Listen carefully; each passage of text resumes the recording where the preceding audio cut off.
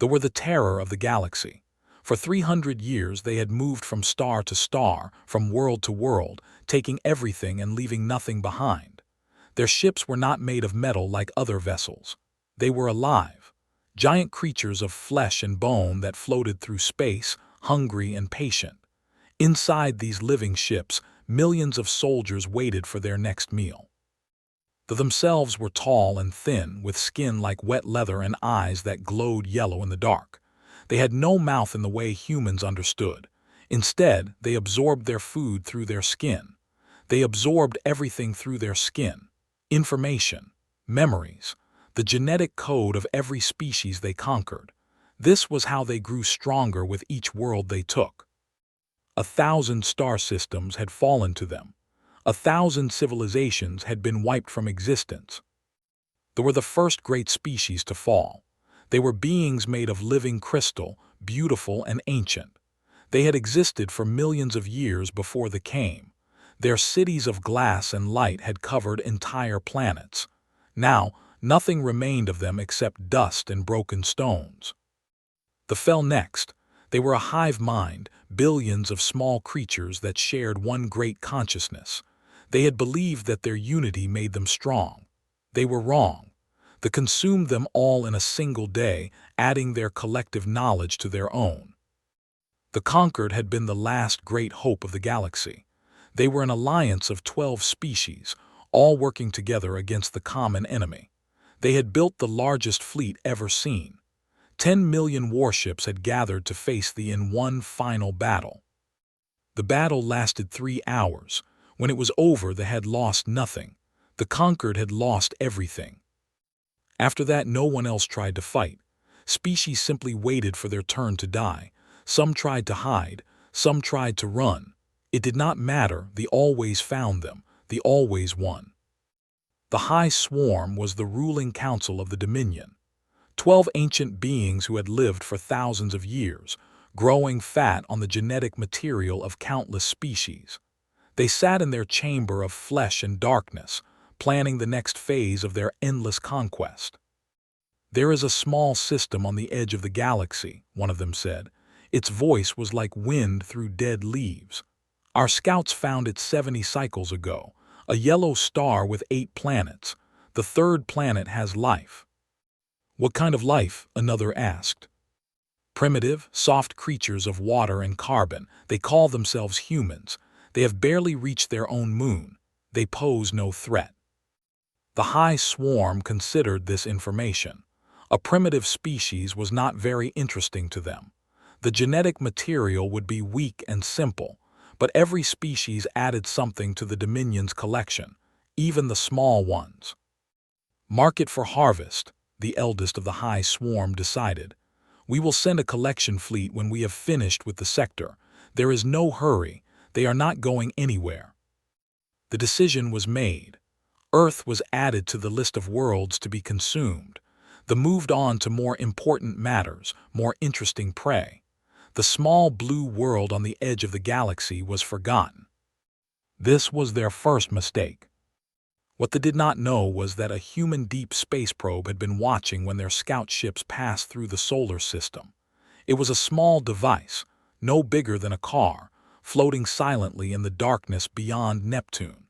It had been placed there by a secret organization that no government admitted existed, an organization that had been watching the stars for signs of danger. The probe recorded everything: the size of the vessels, their movement patterns, their energy signatures. Most importantly, it captured a fragment of their communication signals, not enough to understand their language, but enough to know that they were not friendly. Within hours, this information was transmitted back to Earth. Within days, it reached a secret facility buried deep beneath the mountains of Antarctica. Within weeks, the leaders of humanity's hidden defense program were looking at the data with growing horror. "They're coming," Dr. Sarah said to the gathered officials. Her voice was calm, but her hands were shaking. "Maybe not today, maybe not for decades, but they're coming. And based on what we've seen, they've destroyed everyone else who tried to fight them." The room was silent. These were powerful people, leaders of nations, commanders of armies, heads of the world's greatest scientific institutions. But in that moment, they all felt very small. "What do we do?" someone asked. Doctor took a deep breath. She had been preparing for this question her entire life. Her parents had been part of the original group that started the program, her grandparents before them.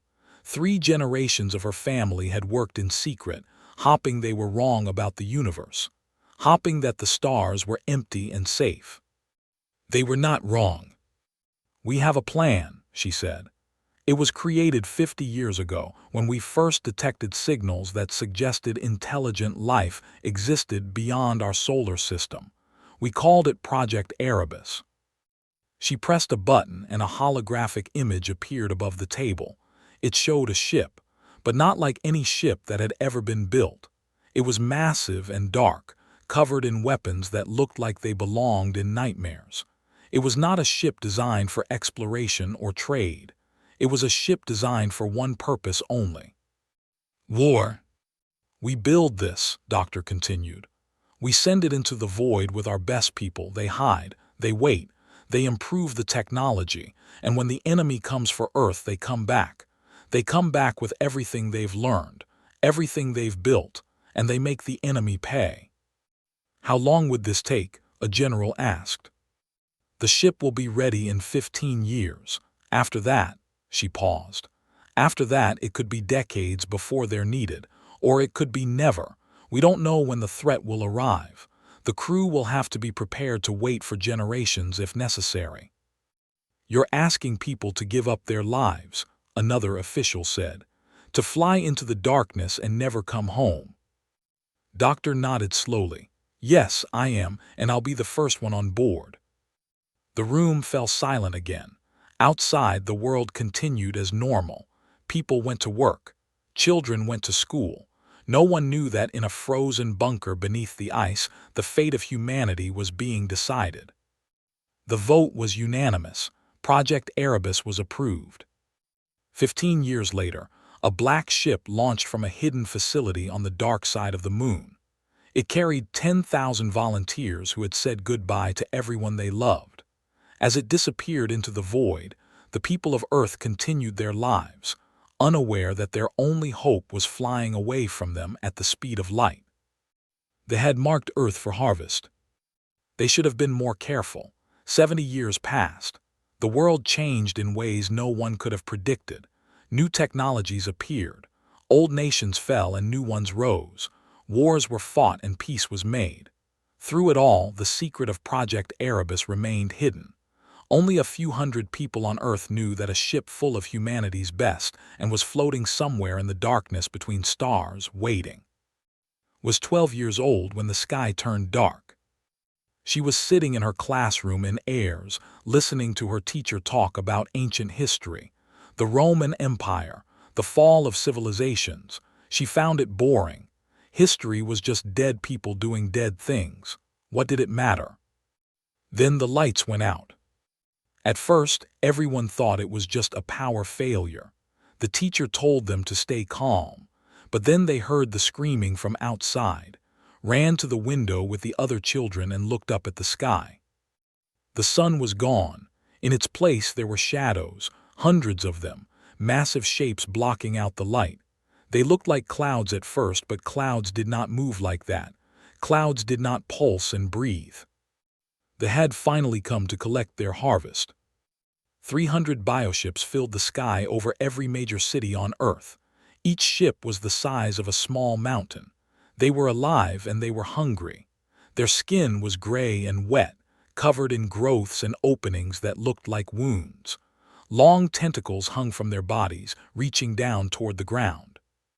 The world's military responded immediately. Missiles launched from every continent. Fighter jets took to the sky. Warships in every ocean turned their weapons toward the heavens. For a few minutes, it seemed like humanity might have a chance. They did not. The missiles exploded against the bioships without leaving a mark. The alien vessels simply absorbed the energy, growing stronger from the attack. The fighter jets were grabbed from the air by tentacles and crushed like insects.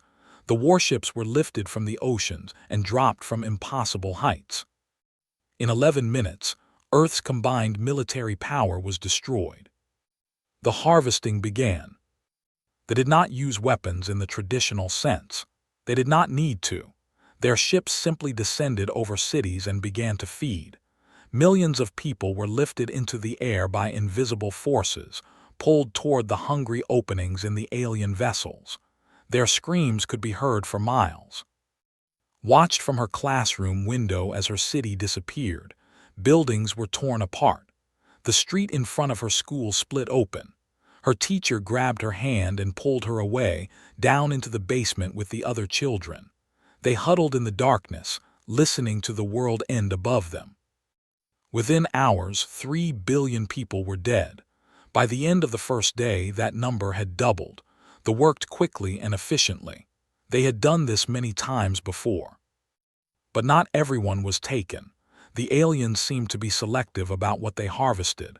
They took the young and the healthy. They left the old and the sick. They left the buildings and the machines. They had no interest in human technology. It was too primitive to be useful. This gave the survivors a small chance. Across the world, people fled to places they had not yet reached: underground bunkers, deep caves, remote islands. The lucky ones found shelter. The unlucky ones were caught in the open. In Geneva, the remains of the world's governments gathered in a deep underground facility. Presidents and prime ministers, generals and scientists. They were the leaders of a world that no longer existed. They had one question: what could they do? The answer came from an old woman in a wheelchair. Dr. Sarah was 91 years old. She had spent her entire life waiting for this day, hoping it would never come. Now that it was here, she felt strangely calm. "Project Erebus," she said. Her voice was weak but clear. "We need to contact Project Erebus." Most of the people in the room had never heard that name. The secret had been kept well, but a few of the older officials nodded slowly. They remembered. "The ship," one of them said. "It's been 70 years. Are they even still alive out there?" Doctor smiled. "They're alive. We've been receiving signals from them every year. They've been improving, building, waiting. They were designed to survive for generations, and they have." "How do we contact them?" the Secretary General asked. "There's a frequency, a set of coordinates, a code word." Doctor reached into her pocket and pulled out a small device. She had carried it with her every day for 50 years, waiting for this moment. "When we send this signal, they'll know it's time to come home." The message was broadcast that night. It was sent from a dozen hidden transmitters around the world, aimed at a point in space that no map showed. The signal contained only one word, repeated over and over in every human language: "Erebus." In her bunker in Ayers heard the adults whispering about it: a ship, a secret weapon, something that was coming to save them. She did not understand most of what they said. She was just a child, but she remembered one thing. "It's coming from the darkness," an old man said. "Our last hope. It's been out there all along, waiting for this." Looked up at the ceiling, imagining the sky beyond it, the sky full of monsters. Was there really something out there that could fight them? Something human? She closed her eyes and wished with all her heart that it was true. Deep in space, beyond the reach of any telescope, a black ship floated in the void. It had been drifting for 70 years, hidden in the shadow of a dead star. Inside, 10,000 souls had been born and died without ever seeing Earth. They had passed down their mission like a sacred duty, from parent to child, from generation to generation.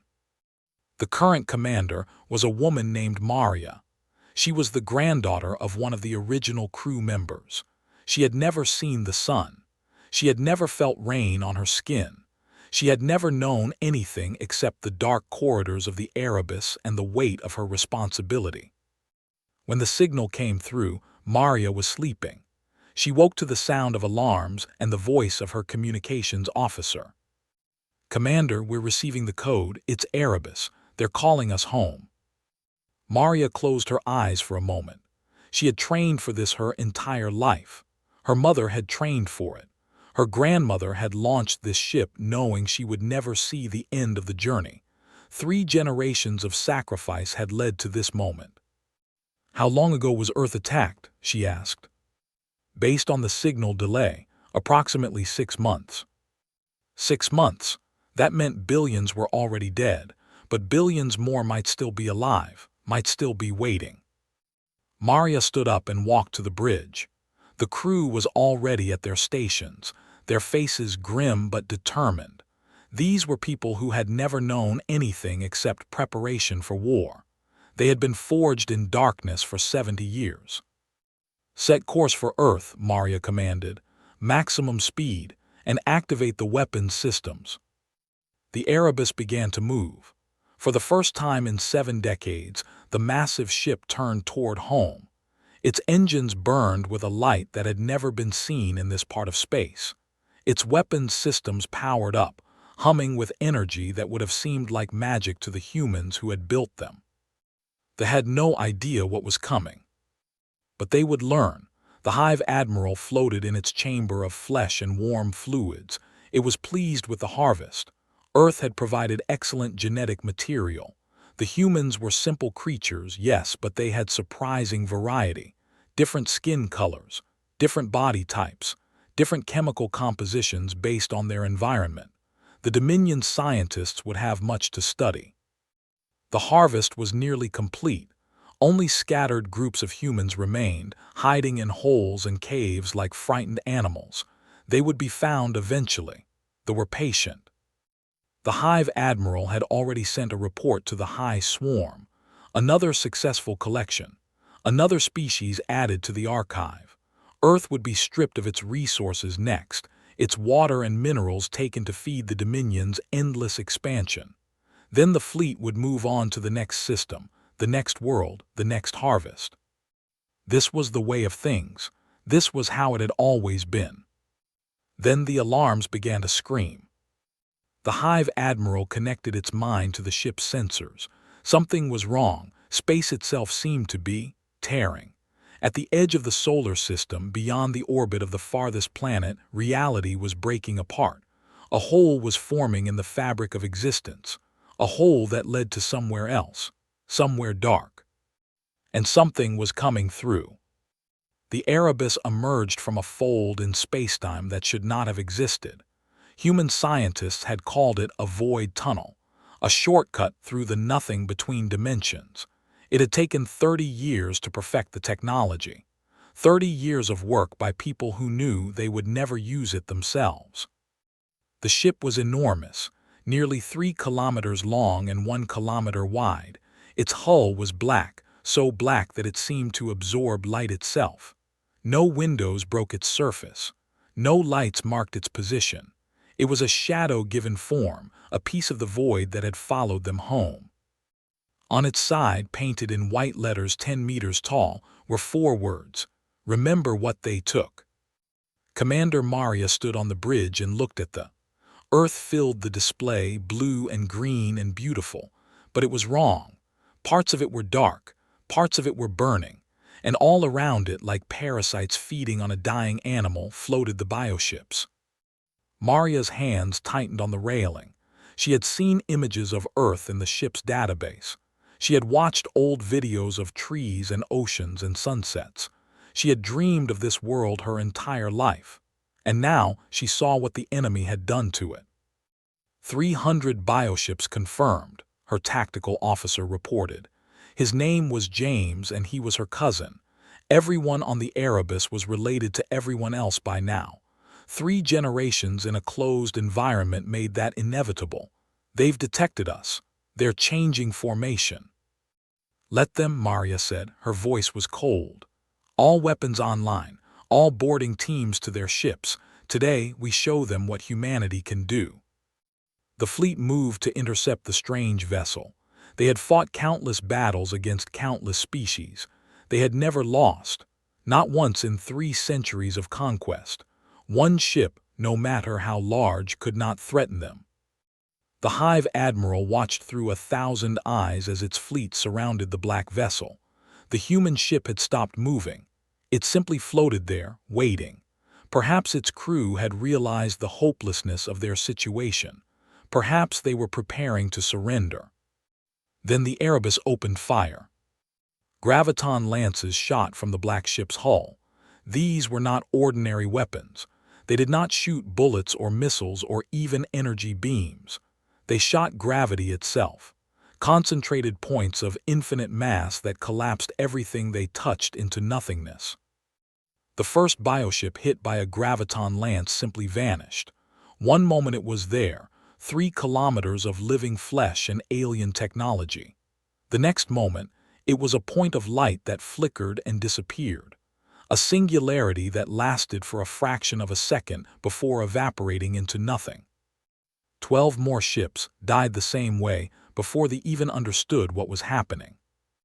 The Hive Admiral felt something it had not felt in 2,000 years of life. It felt fear. Attack, it commanded through the Hive mind. Destroy that ship, destroy it now. The entire fleet turned their weapons on the Erebus. Bioplasma rained down on the black hull. Acid torpedoes exploded against its surface. Millions of tons of living ammunition were thrown at the human vessel. It did not matter. The Erebus had been designed for exactly this kind of fight. Its hull was made of materials that did not exist in nature. Metals that had been grown in zero gravity, atom by atom, over decades. Composites that could absorb energy and redirect it. Armor that healed itself when damaged. The weapons did nothing. Less than nothing. The Erebus actually grew stronger as it absorbed their attacks, converting the energy into power for its own systems. And still the human ship kept firing. Void torpedoes launched from hidden tubes along the Erebus's sides. These weapons were even more terrible than the graviton lances. They did not destroy matter. They erased it, removed it from existence entirely as if it had never been there at all.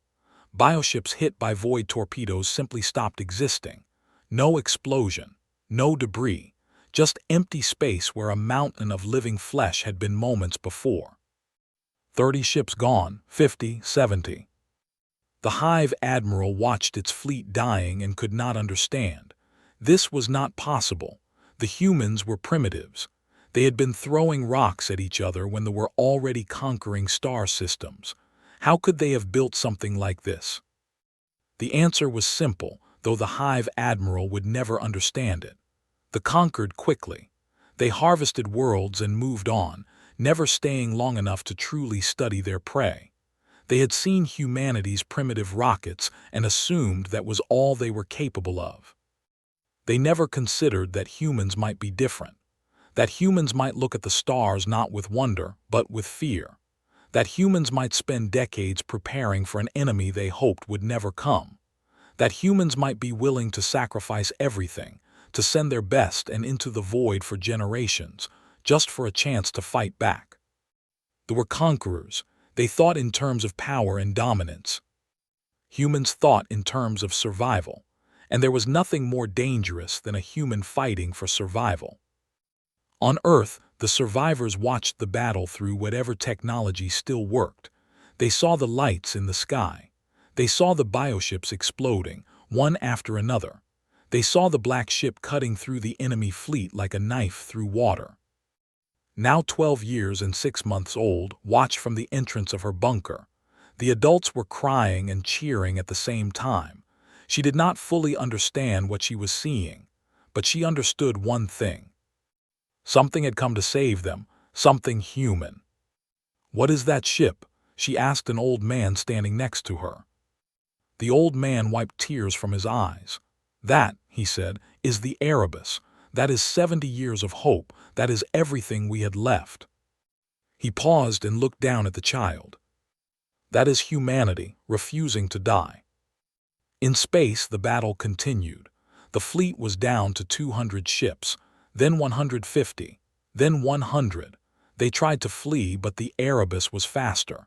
They tried to hide behind Earth's moon, but the human ship followed them. They tried everything they had ever learned in 3 centuries of war. Nothing worked. The Erebus was not just a warship. It was a message, a promise, a warning to every species in the galaxy who thought humans were weak. You can hurt us, you can break us, you can push us to the edge of extinction.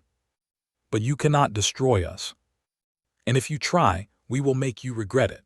The flagship was the largest bioship in the fleet. It was nearly 10 kilometers long, a living mountain of flesh and bone that had consumed thousands of worlds. Inside its body lived the Hive Admiral and its personal guard of 10,000 elite warriors. It was supposed to be invincible. Commander Maria looked at it on her and smiled. It was not a happy smile. It was the smile of someone who had waited their entire life for a moment of revenge. "Boarding teams ready?" she asked. "All 12 teams standing by," her first officer replied. 1,000 soldiers in combat exoskeletons. They're ready to go. "Good. Target the flagship's propulsion organs. Disable it but don't destroy it. I want to board that ship personally." The Erebus fired a precise shot that tore through the flagship's rear section. The massive bioship shuddered and stopped moving. It was still alive, but it could no longer flee. 12 assault shuttles launched from the Erebus's belly. They were small and fast, designed to avoid the enemy's defenses and punch through their hull. Each shuttle carried 80 soldiers in powered exoskeletons. These were not ordinary soldiers. They were the descendants of the original Erebus crew, trained from birth for combat in alien environments. Maria was in the lead shuttle. Protocol said the commander should stay on the bridge. Protocol could go to hell. She had not spent her entire life preparing for this fight just to watch it happen on a screen. Her exoskeleton was a masterpiece of engineering. 7 feet tall and weighing half a ton, it was made of the same self-healing materials as the Erebus's hull.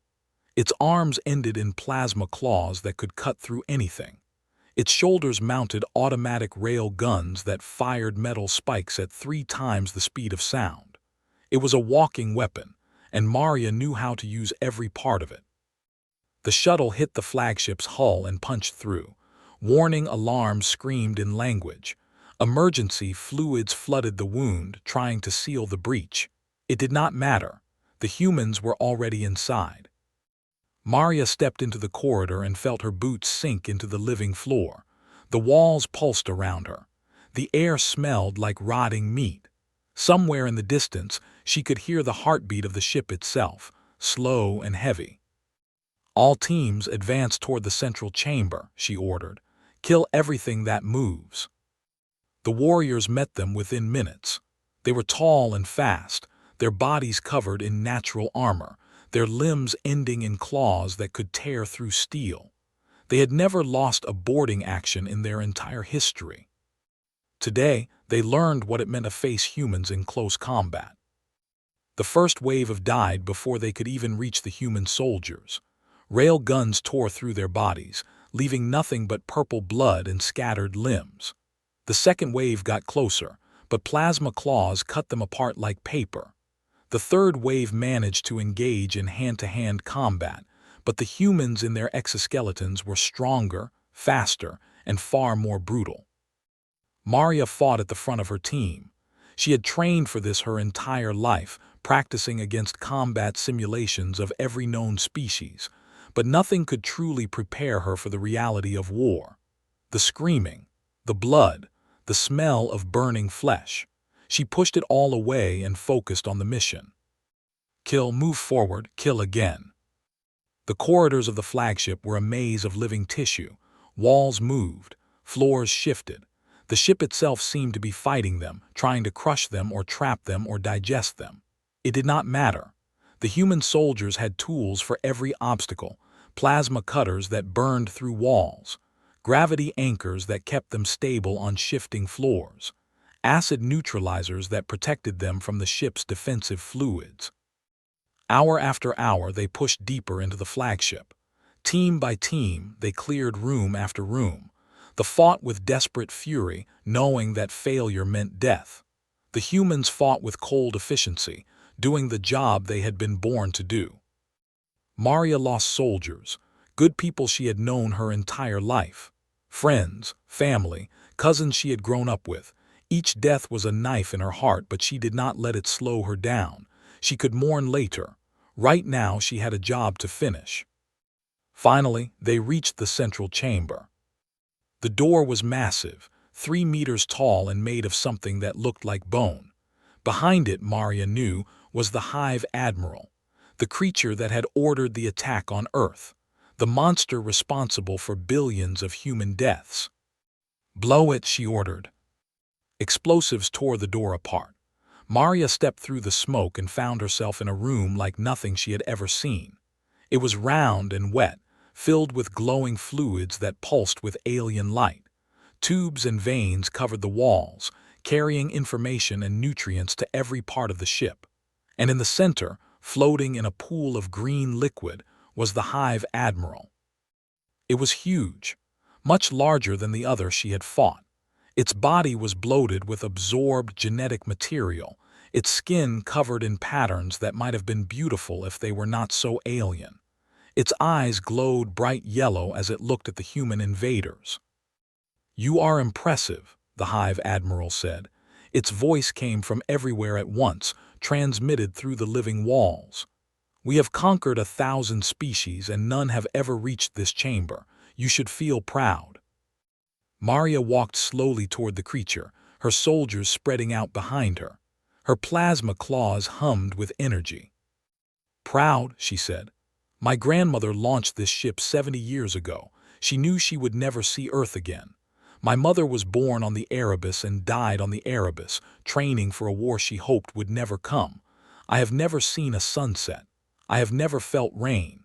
I have lived my entire life in darkness, preparing for this moment." She stopped at the edge of the pool, looking up at the massive alien. "You marked our world for harvest. You killed billions of our people, and you think I should feel proud?" The Hive Admiral's eyes flickered. Perhaps it was trying to understand human emotion. Perhaps it was afraid. Perhaps it simply did not care. "What do you want?" it asked. "Surrender, we can negotiate. The Dominion has much to offer." Maria reached up and removed her helmet.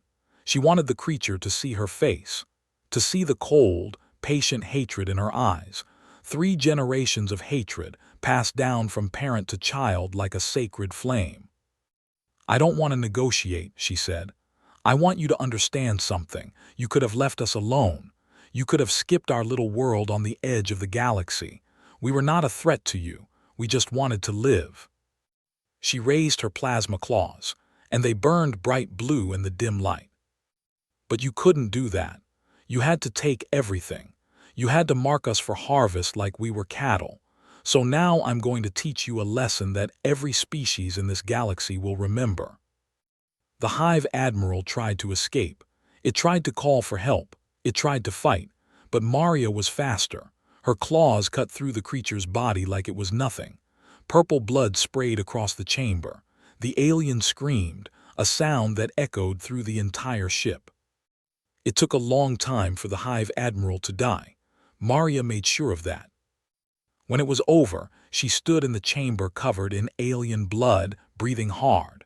Her soldiers were silent behind her. They had just witnessed something that would be remembered for centuries. "Record this," Maria said. "Broadcast it to every ship in the system. Let them see what happens when you try to harvest humanity." The message was sent. Every surviving vessel received the image of their Hive Admiral, torn apart by a human in a metal suit. They received the sight of their greatest flagship, conquered by creatures they had dismissed as primitives. The remaining ships did not try to fight. They did not try to flee. They simply shut down their systems and waited. Their leadership was dead. Their fleet was destroyed.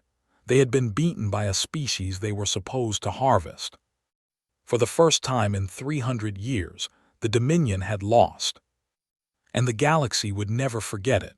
The battle was over, but the war was just beginning. Maria stood on the bridge of the Erebus and looked at the damage reports. Her ship had survived the fight with minimal damage. Her crew had lost 300 soldiers in the boarding action. 300 lives given to destroy the enemy that had nearly destroyed Earth. Below them, the planet was still burning. Billions were dead. Cities were gone. The world that the Erebus crew had dreamed about for 3 generations was broken. But it was not destroyed, and that was what mattered. "Commander," her communications officer said, "we're receiving transmissions from the surface. Survivors, they want to know who we are." Maria closed her eyes for a moment. Who were they? They were the children of Earth who had never seen Earth. They were the soldiers who had trained for a war they hoped would never come. They were humanity's last hope, sent into the void 70 years ago by people who had believed in them. "Tell them the Erebus has come home," she said. "Tell them the enemy is defeated. Tell them to hold on. Help is coming." The message was broadcast to every working receiver on Earth. In bunkers and caves, in ruined cities and remote islands, survivors heard the words they had prayed for. The nightmare was over. Humanity had survived. Was sitting in her bunker when she heard the news. The adults around her were crying and hugging each other. Some were praying. Some were just staring at the ceiling, unable to believe what they were hearing. "We won," the old man next to her said. His voice was shaking. "We actually won." Did not fully understand what had happened. She was only 12, but she understood that the monsters in the sky were gone. She understood that something called the Erebus had saved them, and she understood that her life, whatever it would become, would be different from anything that had come before. Over the following weeks, shuttles from the Erebus descended to the surface. They brought supplies and medicine and technology that seemed like magic to the survivors. They brought news of what had happened, of the ship that had been hiding in the void, of the generations of humans who had sacrificed everything for this moment. They also brought people, the crew of the Erebus, stepping onto Earth for the first time in their lives. They walked in the sunlight with tears streaming down their faces. They touched grass and trees and water. They breathed air that did not taste like metal and recycled oxygen. Maria was the last to come down. She wanted to make sure everything was secure first. When she finally stepped off the shuttle and felt real ground beneath her feet, she fell to her knees. This was what her grandmother had given up. This was what her mother had never seen. This was Earth. "Commander," her first officer said gently, "we need you to address the survivors. They want to hear from the person who saved them." Maria wiped her eyes and stood up. She was a soldier. She had a job to do. The time for tears could come later. The speech she gave was broadcast to the entire planet. She told them about Project Erebus, about the 70 years of preparation, about the sacrifices made by 3 generations of humans who had lived and died in the darkness between stars. She told them that the war was not over. The Dominion still controlled 1,000 star systems. There would be more battles to come. But she also told them that they were not alone. "We monitored the galaxy for 70 years, she said. "We know that they have conquered hundreds of species, but not all of them are dead. Some are enslaved. Some are hiding just like we were. They're waiting for someone to stand up to the Dominion. They're waiting for hope." She paused and looked at the crowd of survivors gathered before her. "We're going to give them that hope. The Erebus is not going to stay here and rebuild. We're going to take the fight to the enemy. We're going to find every species they have conquered, and we're going to free them. We're going to build an alliance that will make sure this never happens to anyone again." The crowd was silent. Then slowly the cheering began. 3 months later, the Erebus left Earth again. This time it was not running away. It was hunting. The first system they liberated was called in the language. It had been conquered 200 years ago. The native species, had been reduced to slaves, forced to work in mines and factories for their masters. When the Erebus appeared in their sky, the garrison tried to fight. They lasted less than an hour. Maria did not even need to use the main weapons. Boarding teams were enough. They could not believe what they were seeing. Aliens had come to their world, but these aliens were not conquerors. They were liberators. They spoke of freedom and alliance and fighting back. They spoke of a species called humans who had been nearly destroyed by the Dominion and had refused to die. They joined the alliance immediately. System after system fell. World after world was freed. The Erebus became a legend, a black ship that appeared without warning and left freedom in its wake. Other species began to tell stories about the humans. They said that humans were unkillable, that they could survive anything, that if you pushed them too far, they would come back with weapons from your nightmares. Some of these stories were exaggerations, but only some. Within 2 years, the alliance had grown to include 50 species. Ships from every freed world flew alongside the Erebus, united under a new banner. They called themselves the Coalition of Free Worlds, and their symbol was simple: a black ship against a field of stars. The Dominion began to collapse. Their conquered peoples rose up. Their military was spread too thin. Their high swarm, those ancient creatures who had ruled for thousands of years, began to feel something they had never felt before: fear of extinction. Good, Maria thought when she heard the reports. Let them know what it feels like. 5 years after the Battle of Earth, the war ended. The Dominion surrendered unconditionally. Their remaining ships were destroyed. Their leaders were captured and put on trial. Their empire, which had lasted for 3 centuries, was gone. Maria was offered the position of Supreme Commander of the Coalition. She declined. She was tired. She had spent her entire life fighting, and now she wanted something else. She wanted to see Earth. She wanted to live. She returned to the planet she had saved and found a changed world. The cities were being rebuilt. The population was growing. Children were being born who had never known war, who had only heard stories about the Erebus and the human who had killed a hive admiral with her bare hands. One of those children was named after her. Was 17 now. She had survived the harvest. She had grown up in a world that was healing, and she had decided what she wanted to do with her life. She wanted to go to the stars. Why? Maria asked when the young woman came to see her. They sat together in a garden that had been planted where a ruined city once stood. Flowers bloomed around them. Birds sang in the trees. It was peaceful in a way that Maria had never known. Because someone has to, said. The galaxy is bigger than we ever knew. There are species out there who need help. There are places that have never heard of humans. I want to find them. I want to show them that they're not alone. Maria looked at the young woman who shared her name and saw the future. Not a future of war and revenge, but a future of hope and exploration. A future that the people on the original Erebus had dreamed about but never expected to see. The galaxy is dangerous, Maria said. There will always be enemies, always be threats. Smiled. It was a confident smile, the smile of someone who had grown up knowing that humanity had defeated the undefeatable. I know, she said, but we're human. Danger is what we were made for. Maria laughed. It was the first time she had laughed in longer than she could remember. Yes, she said, I suppose it is. That night Maria stood alone on a hill overlooking the new capital city. The stars were bright above her, brighter than they had ever seemed on the Erebus. Somewhere out there, species were rebuilding. Alliances were forming. The galaxy was changing. Humanity had been marked for harvest. They had been dismissed as primitives, as prey, as nothing important, and they had proven everyone wrong. The galaxy would remember that lesson for a long, long time.